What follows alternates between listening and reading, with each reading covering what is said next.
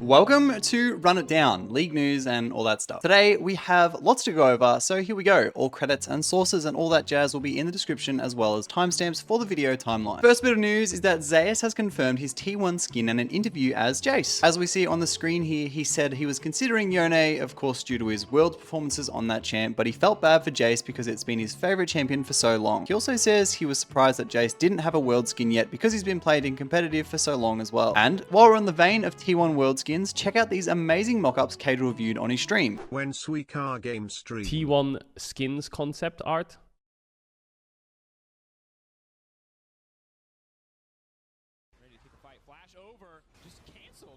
Damn, that Yone looks sick.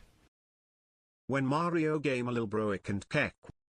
Also, can't help but notice a bit of neuron activation from Caedrel at the hurry there. I've got the link to all these in the description below. And if you scroll down to the description, make sure you hit that sub button if you're not subscribed already. It really helps the channel out. On to the next is this incredible Taric cosplay from Lightrocket, a renowned challenger Taric jungle player. He made a video on his transformation, but the reason why this is so impressive is because he literally got in shape for the cosplay, and I'm sure anyone who's tried body recomposition just knows exactly how challenging it is. Honestly, big props to this. He looks really good. Now, just before we jump into the main topic of today, I need to give a shout out to the sponsor of today's video, Porofessor. Probably not surprised to see a Porofessor mentioned in one of my videos because they're the best League of Legends companion app out there, and the best bit is they're fully Riot compliant. My favorite features as a CS goblin is the farm tracker, where I can see how I stack up against other players of my champion and in the tier above me, and also the cumulative team gold tracker. Really handy information to know in the middle of the game you mightn't be as behind as you think you are. Alongside these, they also offer summoner spell tracking and cam tracking, as well as pre and post game analysis. The link to the app is in the description below. Now, renowned Korean Yasuo Yone challenger Pz ZZang has been involved in a bit of controversy in the Korean community. Yesterday he posted this video, which I was like, what's going on? Because compared to his other videos, this one stood out a lot. Namely, because it's a screenshot for the thumbnail of scores with everyone feeding, and the duration is only 3 minutes compared to the other 9 to 10 minute ones, and the views are almost double of his normal videos. Its title, thanks to Google, don't come for me if this is wrong, is Let Me Tell You About the Controversy. I had one of my lovely friends Kimmy help me with the translation for this video because obviously the whole thing is in Korean and I only speak fluent Australian, so a massive thanks to Kimmy. I really appreciate the time and effort you took to help me with this. He begins his video with an introduction and that he'd like to address the incident from November 29th at 2:30 AM. To accompany the forthcoming quotation, this following video plays in the background where he highlights some of the Diana gameplay that led him to make such remarks.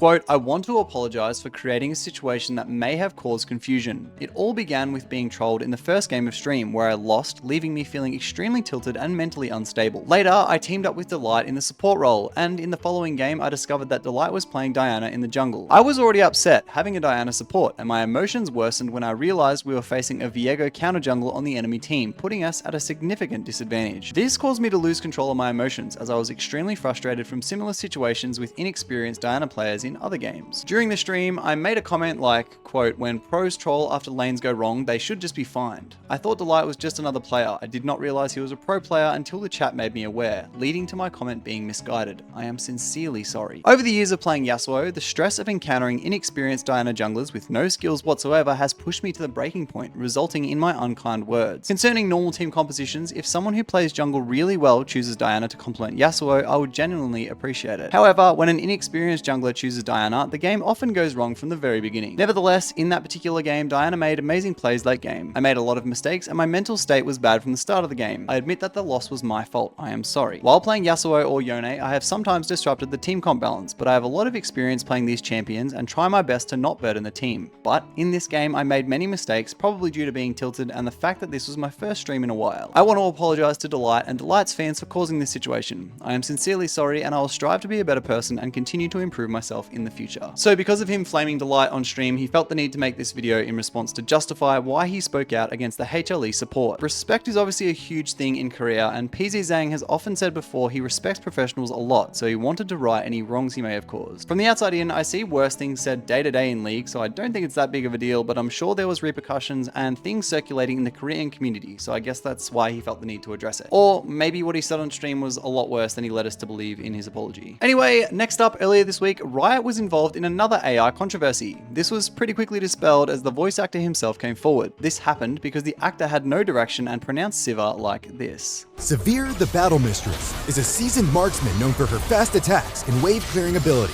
To this, Riot Wild Rift had this response to say on Twitter. Hey everyone, a few days ago we released a Siva tutorial video to showcase to our players.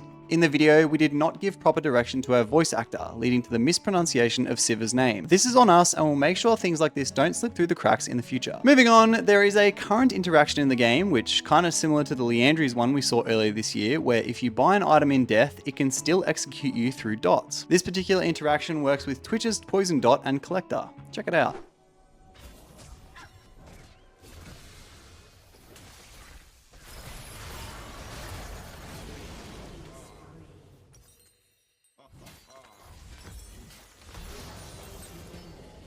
And lastly today, as per LEC Wooloo, a professional scene source, it's stated that Rekkles will be playing support for T1 challenges in the LCK Challengers League. Honestly, pretty excited for this roster swap and keen to see how he performs in the East. Definitely a shift in his career direction. Anyway, that'll about do us for the day. Thank you so much for watching, and I'll see you in the next video.